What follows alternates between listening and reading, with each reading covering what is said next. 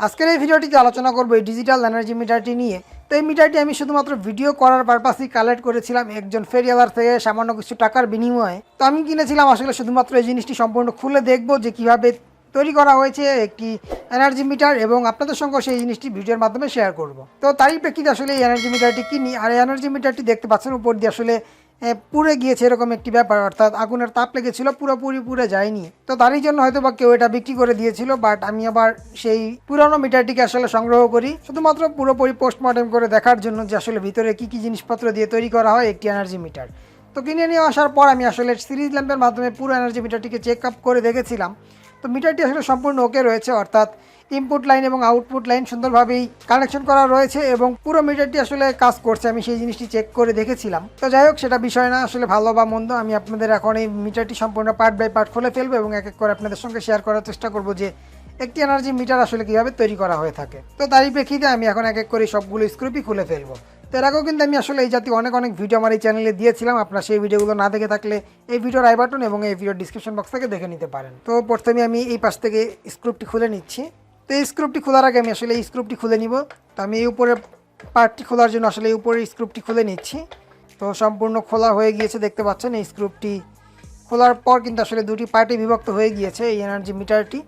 তো এবার আমি আসলে এখান থেকে এই দুটি স্ক্রুপ খুলে ফেলবো। সেক্ষেত্রে হয়তো বা পুরো মিটারের উপরে বডিটি আলাদা হয়ে যাবে।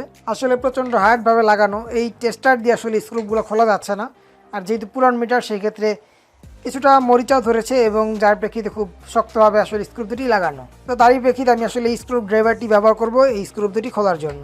তো এবার আমি আসলে এই স্ক্রুপটি খুলে নিতে পারবো। দেখতে পাচ্ছেন স্ক্রুপটি কিন্তু সম্পূর্ণ লুজ হয়ে গিয়েছে। তো মেবি সম্পূর্ণ স্ক্রুপটি আসলে বের হবে না। তো আমি এই পাশ থেকে এই স্ক্রুপটি খুলে নেওয়ার চেষ্টা করি। তো মরিচার জন্যই আসলে প্রচুর পরিমাণ টাইট হয়ে গিয়েছে। যখন খুলছি তখন আসলে ভিতরে মানে একটি খচর মতো শব্দ হচ্ছে, মরিচা ধরেছে বিধেই আসলে শব্দটি হচ্ছে। তো এই স্ক্রুপটি সম্পূর্ণ লুজ করে নিলাম। তো এবার আশা করি উপরের পার্টটি খোলা যাবে। তো আমি চেষ্টা করে দেখি আসলে উপরের পার্টটি খোলে কি না। তো দেখতে পাচ্ছেন এই পাশ দিয়ে ফাঁক হয়ে গিয়েছে। তো আমি একটু স্ক্রু ড্রাইভারটি ব্যবহার করব আমার কাজটিকে ইজিলি করার জন্য।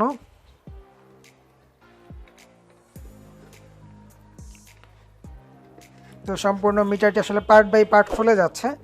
এই উপরে পাশ দিয়ে যেহেতু একটু আগুনের তাপ লেগেছে তার প্রেক্ষিতে একটু লেগে গিয়েছিল, তো তারপরও খুলে গিয়েছে। তো যাই হোক, আমি উপরে পার্টটি সাইডে রাখি এবং এই জিনিসগুলো আসলে একটু সাইডে সরিয়ে নিচ্ছি। তো আপনারা যেন স্পষ্টভাবে দেখতে পারেন তার জন্য ক্যামেরাটি আমি একটু জুম করে নিলাম।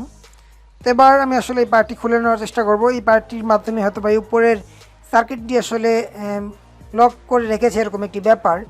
তো আমি এই পাশ থেকে আসলে উঠিয়ে নেওয়ার চেষ্টা করব, দেখি আসলে উঠে কিনা। দেখতে পাচ্ছেন একটু একটু করে আসলে উঠে যাচ্ছে। সার্কিটটিও মেবি আসলে এখানে এটার সঙ্গে লাগানো রয়েছে। তো আমি আসলে এটা সম্পর্কে কোনো আইডিয়াই নেই যে কীভাবে খুলবে। আমি পার্ট বাই পার্ট আসলে খুলে নেওয়ার চেষ্টা করছি, দেখা যাক কীভাবে কি হয়।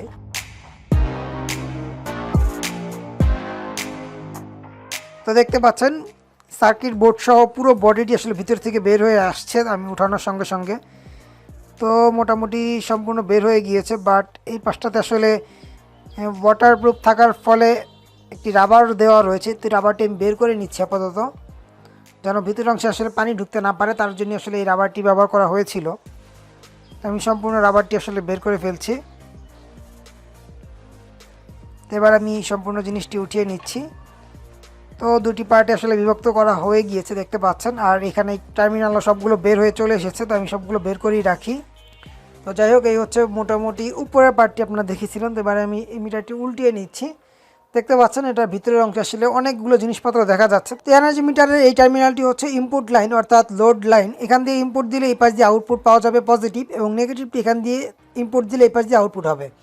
তো তারই প্রেক্ষিতে নেগেটিভ তারটি কিন্তু সরাসরি আসলে এখান দিয়ে একটি লুপের মাধ্যমে শর্ট করে দেওয়া রয়েছে নেগেটিভটি, এবং তার সঙ্গে ব্যবহার করা হয়েছে একটি সিটি। তো এই সিটিটি হচ্ছে আসলে কারেন্ট ট্রান্সফরমার, এম্পিয়ারকে নির্দেশ করার জন্য এই কারেন্ট ট্রান্সফরমারটি ব্যবহার করা হয়। সংক্ষেপে এটার নাম হচ্ছে সিটি। আমি যদি আপনাদের ভালোভাবে দেখানোর চেষ্টা করি, দেখতে পাচ্ছেন এই পাশটাতে লেখা রয়েছে সিটি অর্থাৎ কারেন্ট ট্রান্সফরমার, যেটির মাধ্যমে আসলে এম্পিয়ার পরিমাপ করা হয়। তো এই এনার্জি মিটারের এম্পিয়ার পরিমাপ করার জন্যই সম্ভবত এই সিটিটি ব্যবহার করা হয়েছে।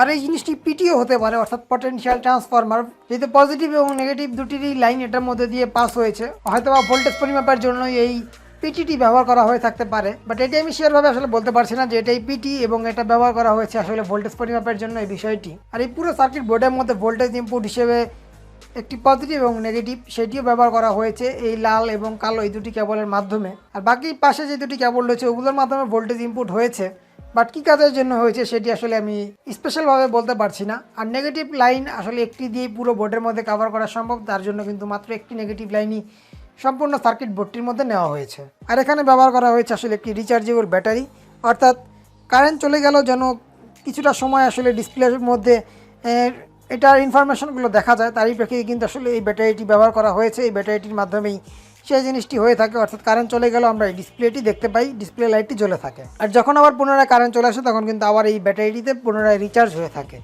তো এইভাবেই আসলে এই ব্যাটারিটি কাজ করে থাকে। আর এছাড়াও এটার মধ্যে আসলে অসংখ্য ক্ষুদ্র ক্ষুদ্র কম্পোনেন্ট রয়েছে যেগুলোর মাধ্যমে সম্পূর্ণ মিটারটিকে তৈরি করা হয়েছে। আর ডিসপ্লে হিসেবে ব্যবহার করা হয়েছে আসলে এই ডিসপ্লেটি, যেটির মাধ্যমে ভোল্টেজ, এম্পিয়ার, ইউনিট, ওয়াট সব কিছুই আসলে দেখা যায়। আর ইন্ডিকেটর লাইট হিসেবে আসলে ব্যবহার করা হয়েছে এই দুটি 5mm এর লাইট। আর এছাড়া আসলে এই পাশে একটি সকেট দেখতে পাচ্ছি, যে সকেটটির সঙ্গে জ্যাক লাগানোর অপশন রয়েছে, বাট এই সকেটটি আসলে কেন ব্যবহার করা হয়েছে ঠিক জানা নেই। হয়তোবা মিটারটিকে সেট আপ করা বা রিসেট করা এই কাজগুলো এই জ্যাকের সাহায্যে হয়ে থাকতে পারে, আমার ঠিক আইডিয়া নেই, জাস্ট অনুমানের উপর বলছি, যেহেতু এখানে আসলে 4 পিনের একটি সকেট ব্যবহার করা হয়েছে। আর এছাড়া আপনারা এই ইন্টারনালি বিষয়বস্তুগুলো তো দেখতেই পাচ্ছেন যে অসংখ্য ছোট ছোট ডায়োড, রেজিস্টার এবং আইসির সমন্বয়ে আসলে এই এনার্জি মিটারটিকে তৈরি করা হয়েছে, ক্যাপাসিটরও রয়েছে। তো এই ছিল মোটামুটি আজকের এই এনার্জি মিটারের পোস্টমর্টেম ভিডিও।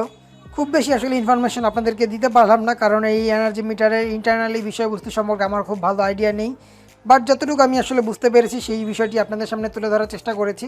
তো ভিডিওটি ভালো লেগে থাকলে অবশ্যই একটি ভিডিওটিতে লাইক দিয়ে দিবেন, চ্যানেলে নতুন এসে থাকলে চ্যানেলটিকে সাবস্ক্রাইব করে চ্যানেলটি সঙ্গেই থাকবে। আর এছাড়াও কিন্তু আমার এই চ্যানেলে বিভিন্ন গ্যাজেটের এরকম পোস্টমর্টেম ভিডিও দিয়েছিলাম, আপনারা সেই ভিডিওগুলো না দেখে থাকলে এই ভিডিওর আই বাটন এবং এই ভিডিওর ডিসক্রিপশন বক্স থেকে দেখে নিতে পারেন।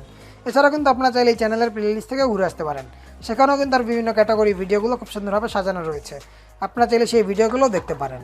তো আজকের এই ভিডিওটি এখানেই শেষ করছি, ভালো থাকবেন সবাই, আল্লাহ হাফেজ।